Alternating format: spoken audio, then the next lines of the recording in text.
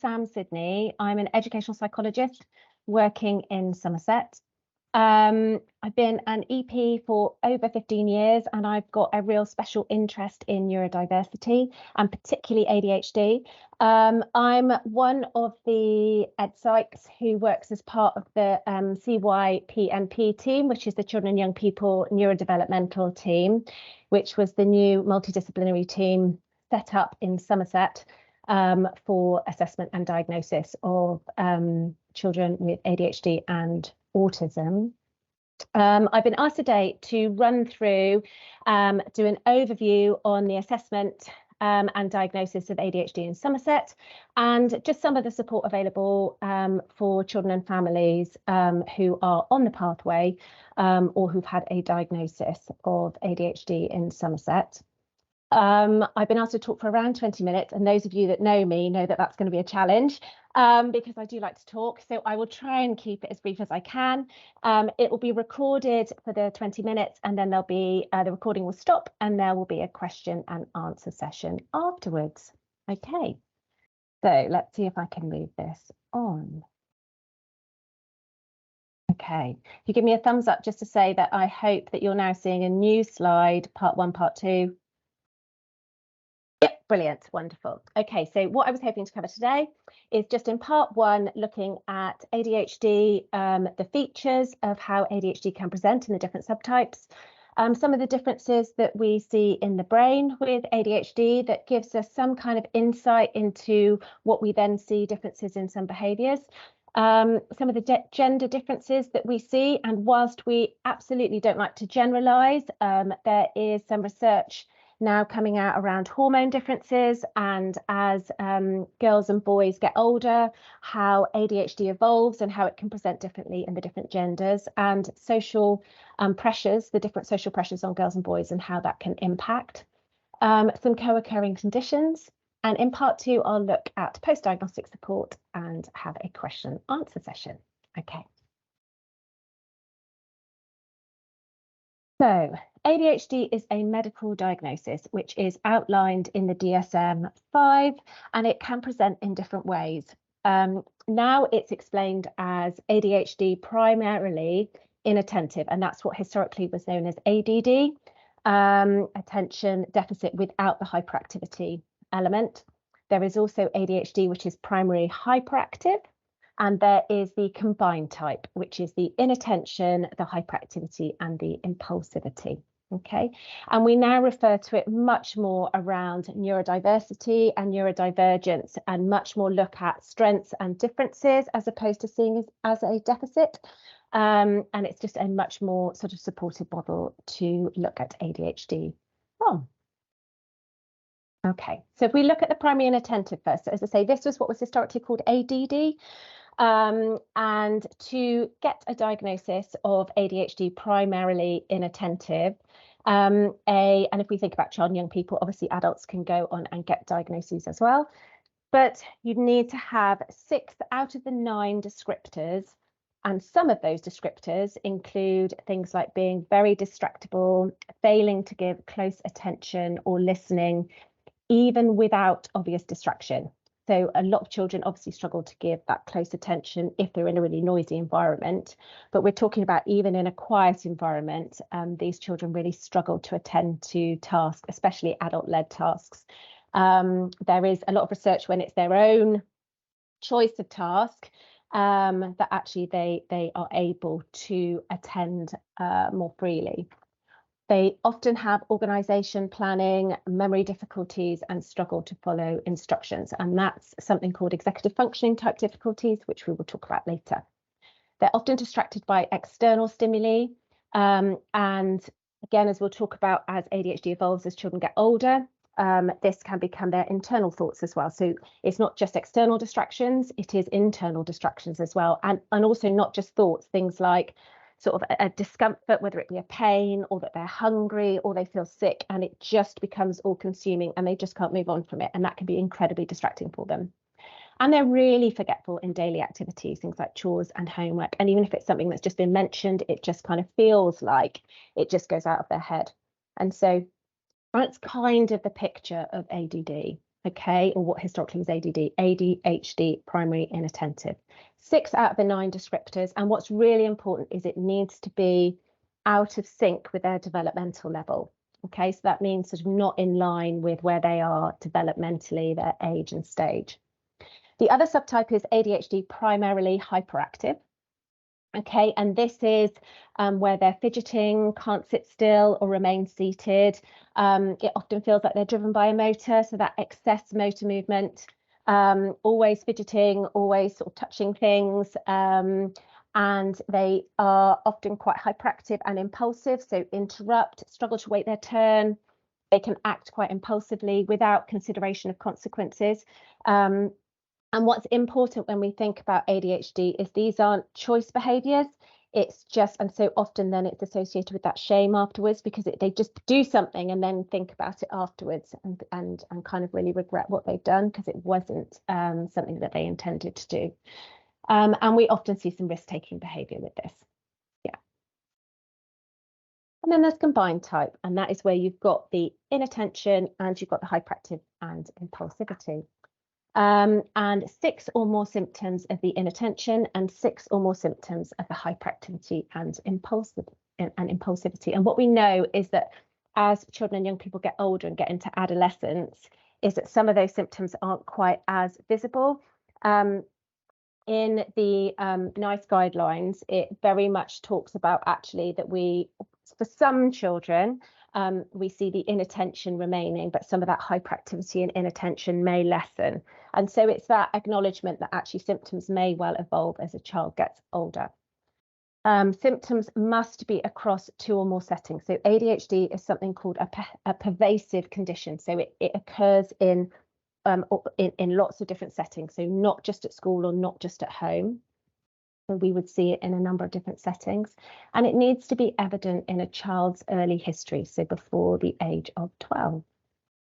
The DSM accepts that it's on a continuum, and so from mild ADHD to severe ADHD, and a diagnosis will look at the impact. So some children may well have some features of ADHD, so they might well have some hyperactivity or some impulsivity, but it's not impacting their daily life to a moderate to severe level, or those symptoms are not at a moderate to severe level, and so they wouldn't meet the threshold for a diagnosis. That's not to say they don't have that need, but it's about identifying where they are on that continuum.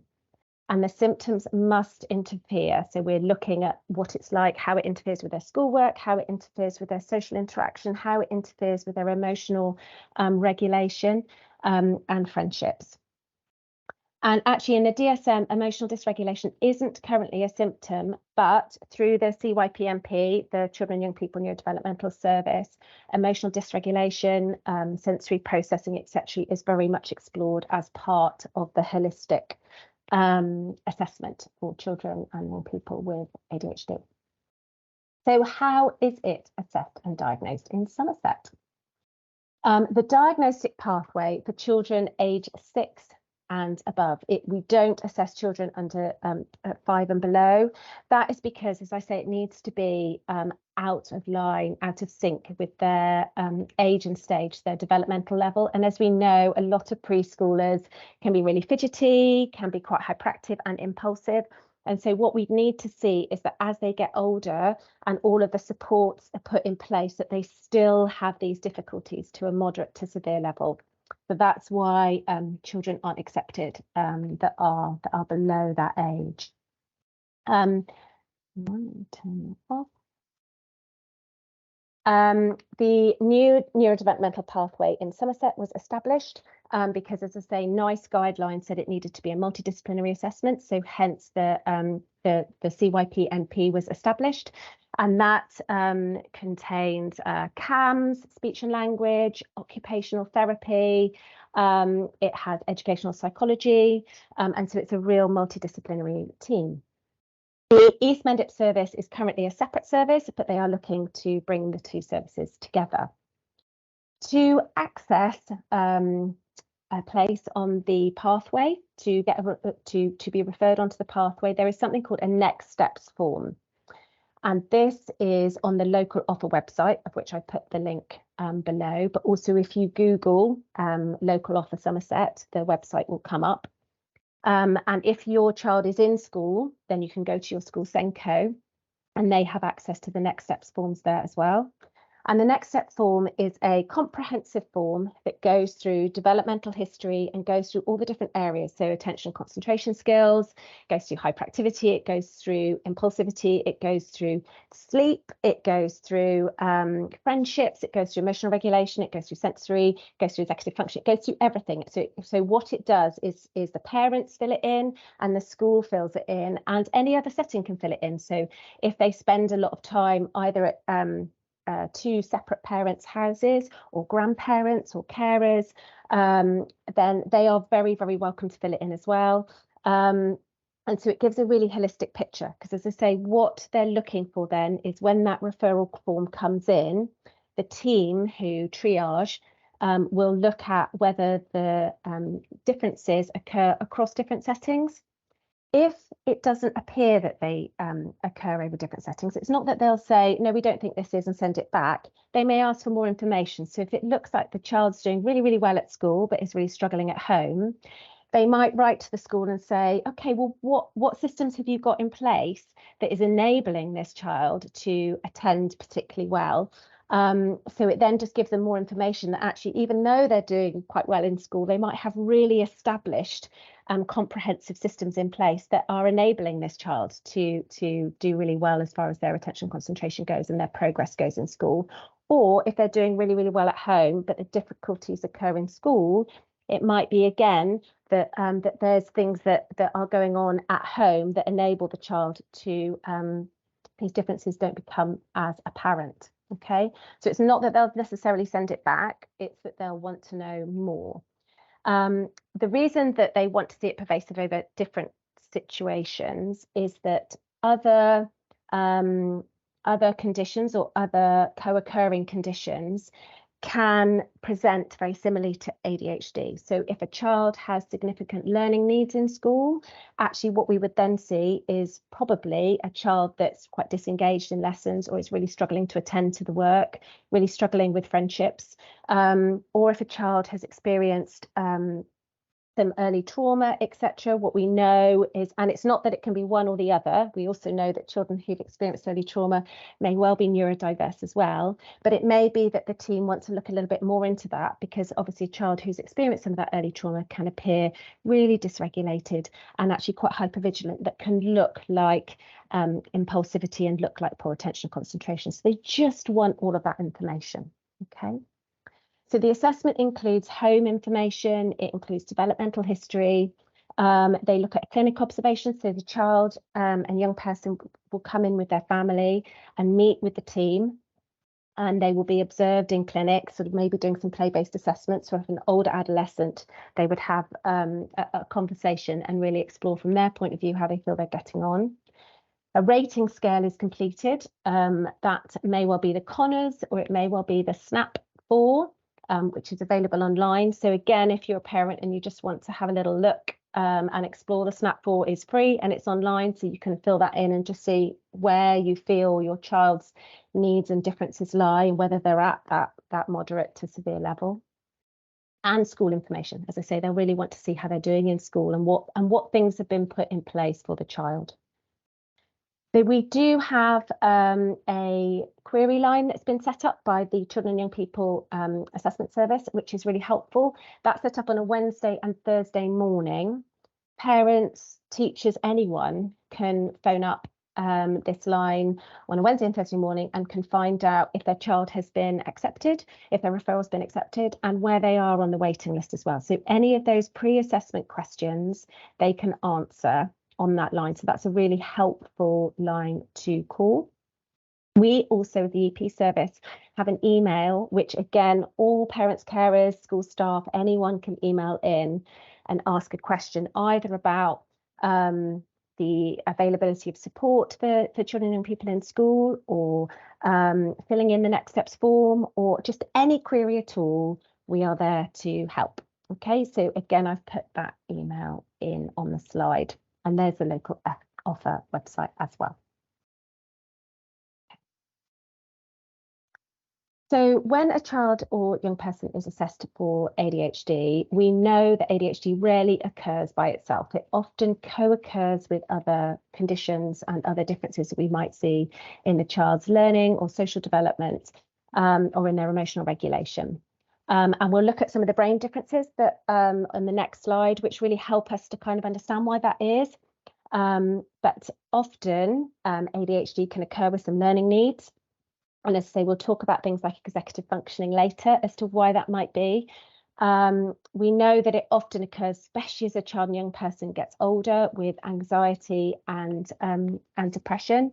And again, when we look at the next slide with how the brain works differently, it helps us understand why that is. The part of the brain that's related to fight, flight, freeze response, so is kind of reacts to things quite quickly, is overactive in the ADHD brain. And so they're feeling things in extremes and they're reacting to everything. And so actually their will can be really scary at times. And also their emotional responses can also be often quite extreme. And so, you know, as I say, things can feel quite overwhelming a lot of the time for them. As well as that, what we see is as a child and young person gets older, their social world sometimes thins because their behaviour at times, which is obviously showing their distress, can be challenging for some peers and teachers and parents and carers.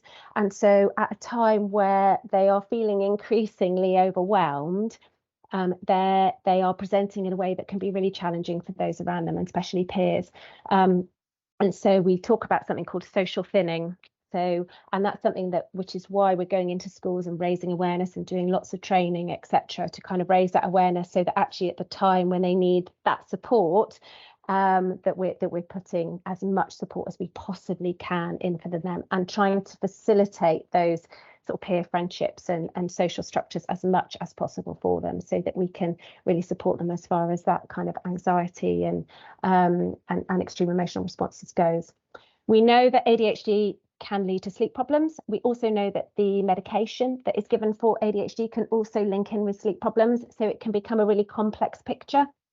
We also know that a child and a young person and an adult who is sleep deprived really struggles with attention, concentration, struggles with emotional regulation.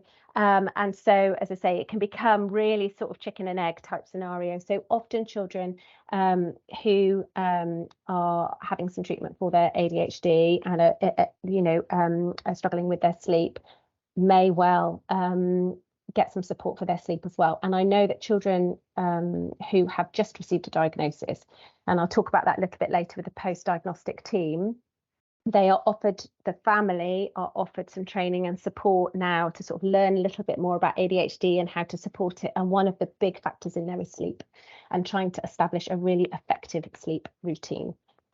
Autism, we know that autism and ADHD can co-occur around 60%. What we also know is that both are on a continuum. So you can have a child or young person who has ADHD, doesn't meet the threshold for autism, but has, you know, some really significant social communication differences and really struggles with kind of being that sort of social detective and unpicking friendships and what their peers might mean, etc. And so that can be really challenging for them. Research shows that they're about 3 to 5 years behind peers socially and emotionally. And so again, that can really impact. And social processing differences often co-occur with ADHD, and many children have seen an occupational therapist before they access the pathway, who has explored their sort of sensory profile. So the brain differences associated with ADHD, there's been lots of research into this, and it's been shown that there are genuine differences that occur within the ADHD brain, as I say, help us to have some kind of insight and empathy into why children and young people present as they do at times, and why they might be reacting as they are. And some of that is down to how their brain is actually processing the world. So we know that sort of a regulated brain, a neurotypical brain, develops such that certain areas get more established and they also connect really nicely together. That doesn't happen as well in an ADHD brain. So what they've shown is in an ADHD brain, the frontal cortex of the brain, which is sort of the bit at the front here, that is responsible for executive functioning. That's kind of the control panel of the brain. And executive functioning is memory, planning, sequencing, and also the bit that controls the other areas of the brain, we know is smaller. And there's less firing in an ADHD brain. That is not to say they are less intelligent, or it's absolutely not the case. But it's just that that area of the brain, the bit that's in charge of sort of executive functioning, is often not quite as established. So as I say, we think we see them as about 3 to 5 years behind in those kind of areas. Okay, and so when we're thinking of support in place, it's really important that we think like that. Okay, I'll turn my Teams off.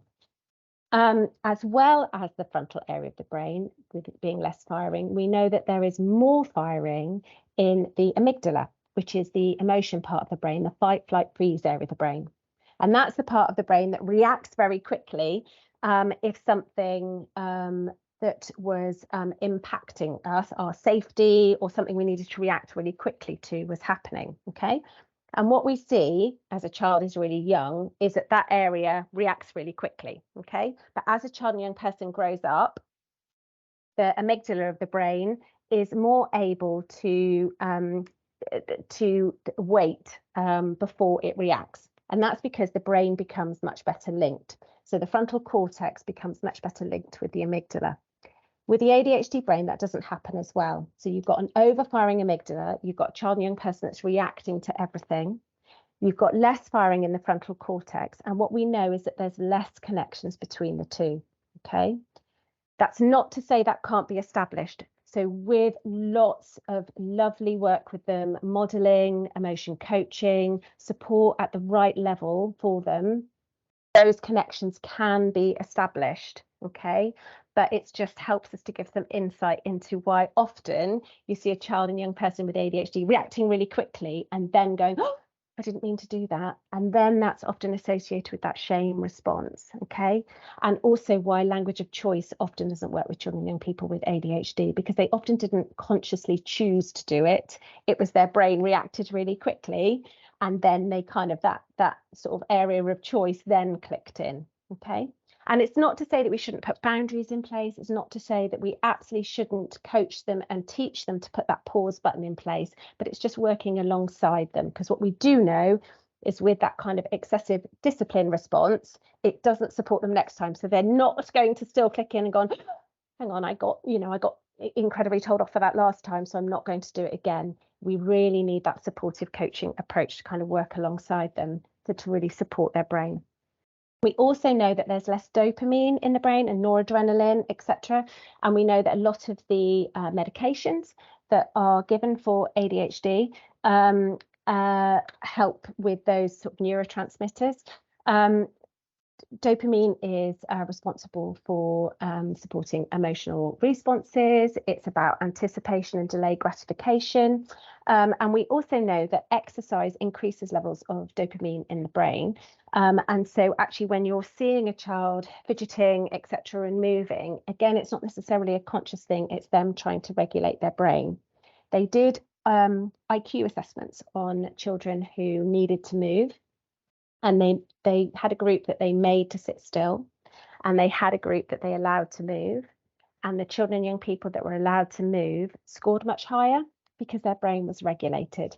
So it's just really important that we think about how we can regulate their brain as much as possible before we're expecting them to do some activities such as learning or some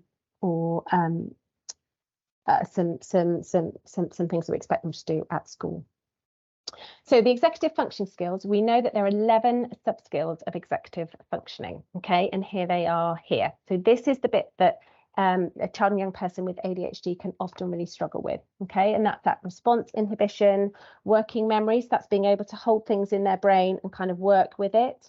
And also being able to hold like previous information in their brain and then kind of go, okay, that happened last time, so I'm not going to do it this time. They really struggle with that. Emotional control, sustained attention, task initiation, so being able to start tasks, especially tasks that are adult directed and not tasks they're incredibly motivated to do, they can really struggle with. Planning, prioritizing, organization, time management, they do not see time in the same way. And so really struggle with sort of being on time or knowing how long things might take. Goal-directed activities, and they really struggle with being flexible, and transitions can be a real point of conflict. And metacognition, being able to think about their thinking and being able to kind of shift that thinking and choose perhaps a different way forward next time, again, is something they really struggle with. All of these things are things that we can help with. And as I say, as EPs, we often go into school and we talk about executive functioning skills and how we can support executive functioning skills. And there's lots as well at home that can be done to support executive functioning. The EPs have produced an executive functioning handbook, which I can send to the Parent Care Forum, and so it's sort of accessible to everybody. Similar to executive functioning, sensory processing, we know is something that children and young people with ADHD often really struggle with. Their sensory systems are often something called out of sync, which means some areas have developed very quickly and some areas not so much. And so there's 8 different senses. And so, as I say, kind of their touch, smell, sight, proprioception, vestibular, so kind of balance. And there's a sense, kind of the internal sense, and that's something that often children with children who are neurodiverse, children with ADHD, really struggle with. And that is the that internal state of the body. So hunger, temperature, whether they need the toilet or not, etc., is often at a stage where it's not as well developed as neurotypical peers, and something they need a lot of support with. What we also know is that the medications that are given for children with ADHD can also impact sensory systems. So just to be really mindful of that, we're not pro or against medications at all, but each child with ADHD is individual, and ADHD presents in different children in different ways, and they're going to have different co-occurring conditions. So some children are going to have a much more varied sensory profile than others. And so it's just to be mindful, if your child and young person is starting medication, do keep a log and do note the sort of positives and negatives, because there are many different types of medication, and there's also many different ways of supporting ADHD that's not medication based. So do sort of keep that log, just so you can keep an idea of how it's impacting your child and young person. Again, there's a sensory processing handbook, which clearly breaks down the senses into the 8 different areas, and how to support all of those different senses, whether the child and young person is hypersensitive or hyposensitive, so undersensitive to things or oversensitive to things. So there's lots of different ideas around that. And the last area I'm going to talk about is emotional regulation, which we know for children and young people with ADHD can be a real area that they struggle with. And that, and again, when we think of the brain differences, it's much easier for us to understand why that is.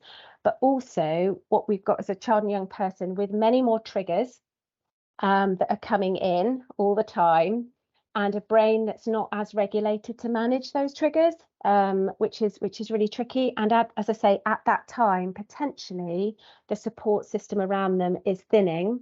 And so that, as I say, that's a really complex picture and something we need to be really aware of, and empathise with, and put in as much support as we possibly can. For a sort of neurotypical child, a child whose brain is working sort of really regulated, and those two, the emotion part of the brain and thinking part of the brain, are working really well together, we often talk about this curve as a way of explaining what happens as a child and young person gets increasingly upset and gets to the point of their curve where they're dysregulated, so they're at that fight, flight, freeze point, which is where you might see some of those explosive behaviours. And what we know is that when we think of the curve, is that child and young people with ADHD often come in at around the 3 or the 4, because they've had many more of those triggers build up that has impacted on that ability to emotionally regulate. And so they're coming into school in the morning already quite heightened. And this is something that we really focus on with our training with schools. And we talk about ways that we can support children and young people to come back down that curve. This training is available to all parents as well. It's a 3-hour training, which again, I'll talk about in the post-diagnostic. And we talk a lot about how we can support children and young people to really bring them down that curve. Because what we know is as they're up that curve, they can't learn. They really struggle to effectively socially interact with peers. And they really sort of struggle to express themselves in a positive way, and can be really scary for them. And what we know is that a neurotypical brain takes about 2 hours to sort of bring themselves back down when they're at the top of that curve. For an ADHD brain, that can take up to sort of 5 hours. It can take a really long time. And so what you then see is that as they're starting to calm, very small things sort of send them back up again. And what you get is that kind of roller coaster effect throughout the day, which is really challenging for them and for those around them. And we really don't want that for them. So we focus a lot about this on the training. So we know there are differences between girls and boys. As I say, we don't like to generalize, but there are some hormone differences that really do impact as far as ADHD goes. The prevalence is around 3 to 1 boys to girls. But is it? We know that actually when we get to adolescence and then into adulthood, the numbers become much more even. And so there's a real sense as to whether the girls are masking it at school. And this is something that the children and young people neurodevelopmental team are really aware of. And so they do then, as I say, unpick if it's looking like things are going really well at school, but really, really struggling at home. They will look at to whether there is some masking that's perhaps going on. We know from the research data that perhaps if a girl does have ADHD and has that hyperactivity, generally girls are much better at channeling that hyperactivity into more socially acceptable activities. So things like being the classroom helper or being incredibly involved in their sort of friendship group, being the one that's kind of organising everybody. We also know that it can present as perhaps those overthinkers, overfeelers, perhaps those children that don't sleep very well. They might well channel it into high sporting activities. And so actually, again, it either might be really well managed or masked by those types of things. We also know that girls tend to work much harder to meet adult expectations. Again, that's not all, but sometimes, and social norms and the pressures on girls to behave in that way seems to be to a greater degree. And they feel that. And so they try much harder to adhere to those social norms. So things like if they're given homework and they can't remember what it is and have lost their apparatus, etc., to be able to do it, they're much more likely to contact a peer in the evening to get their homework so they can get it done, which again is masking their organisational difficulties. Or if they've got their homework, but they really struggle with task initiation, organisation, getting their ideas down on paper, they work for 3 times as long. So the teacher thinks, well, they've got their homework in, that's fine. Their parent thinks, gosh, they've got an awful lot of homework. Whereas actually the homework should have only been 20 minutes. It's taken them an hour. And so that if you think about that, there's 4 pieces of homework set a night, that's going to have a massive impact on that child and young person and their self-esteem. And they know that they're struggling, alongside their peers. And so we just need to be really mindful of things like that. We also know that girls' social group is much more accepting. So if they turn up to class without their pencil and without this, that and the other, the girls' social group is much more likely to lend them resources or remind them of things they've got to do that day. And so again, it might well be masking their difficulties. Okay. And there is that sense of, well, why worry about it if the girls are coping, but they have shown that actually it can have real and genuine impact on their mental health as they get older. We are not about diagnosing lots and lots of children, but it's just about identifying need and making sure that we meet that need. And so, as I say, it's just about really exploring what's going on for these children and young people and whether there is a need that's not yet been identified and how can we support that. So what can we do? We very much in our training and information to schools, as I say, have moved away very much from that deficit model. We absolutely talk about the things that they really struggle with, but we very much talk about their strengths as well and how we can increase the inclusivity and the acceptance of neurodiversity in schools and how we can adapt the environment to meet their needs so that actually their needs don't become as significant because their environment is meeting that need. Just a little bit about medication, as I say, we're not pro or against it, and it's really important to see it as just a little part of the puzzle. Sometimes for a child and young person that is really benefiting from medication, and absolutely that can well be the case, as soon as that medication stops, the medication hasn't changed the brain. And so those differences that we observed before come back. So it's really important that the medication is seen as part of the parcel of how we're supporting the child and young person with ADHD. So we often call it a window of opportunity. And so whilst the child and young person is taking that medication, it's really important that we use that time to teach them some skills which perhaps they haven't yet developed, to facilitate those friendships which perhaps have been a little bit challenging previously, and to really support, if there's, as I say, real struggles at home, to really support some of those relationships, really struggles at school, to support those relationships. And to perhaps work on their academic skills if that's been something that's been affected, so that when they do stop the medication, progress has been made and they're much more able to then continue to make progress as they go forward. So the 3 support areas that we look at is increasing the inclusivity in the environment, and that is a real thing we focus on in the training with schools, about how we can do that, what a classroom should look like, what the playground should look like, what the ethos should look like. Really, really important. How we talk about neurodiversity is key. We need to think about them 3 to 5 years behind, and each child is individual. So not one child is going to be the same as another child, but we need to identify the skills that they haven't yet got, and that's not a choice thing, and how we can support them to develop those skills in a really, as I say, supportive, kind and empathic way, and very much look at their stage, not their age. And so kind of go, okay, so at the minute their social and emotional skills are here. This is where we need to support them with that, so that they can facilitate and maintain friendships. Really, really important. And we need to identify their strengths. They're 300 times more likely to start their own company. There are some really key important figures in society who are neurodiverse. It's really important we sort of shout about them. And it's really important that we help them believe that they can have a really key important part, to play in their future. They have got that sense of belonging. They have got skills which absolutely will go on to give them sort of long-term aspirations. There are some companies that are actively seeking children who are neurodiverse, and coming into schools and working with them so that they can then go on to recruit them, because they see it as a genuine strength. GCHQ is one of them. I know the police force, ambulance, etc. really see that kind of innovative thinking, ability to think quickly on their feet, that enthusiasm, that high energy level as a positive, and we need to help them believe that. So we need to support and teach them emotional awareness and regulation, support and teach executive function, support and teach sensory awareness and social skills. But it's about that inclusive environment and helping everybody around them realise they're not giving you a hard time, they're having a hard time, and what can we do to support them whilst they manage more independently. Now, I suspect, as always, I've gone on. But as I say, during my training, we identify the key people and people that they might know that have come out and said, yep, I've got ADHD. And let's celebrate this. And actually, they've been really positive. I know Will.I.Am is really open and honest about it. Hermione in Harry Potter, she had ADHD, got diagnosed age 12. There's lots and lots of people, and lots of people are now coming out with late diagnoses, which is really important, and reflecting back and going, wow, if I'd had a diagnosis when I was younger, it really helped me to understand my thinking and why I was struggling alongside peers. So many strengths with ADHD, as I say, that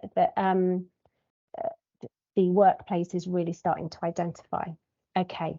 And really help with those nurturing long-term goals. So what is available for children and families in Somerset? We offer the half-term free training through the EPS. That will be me alongside an assistant EP.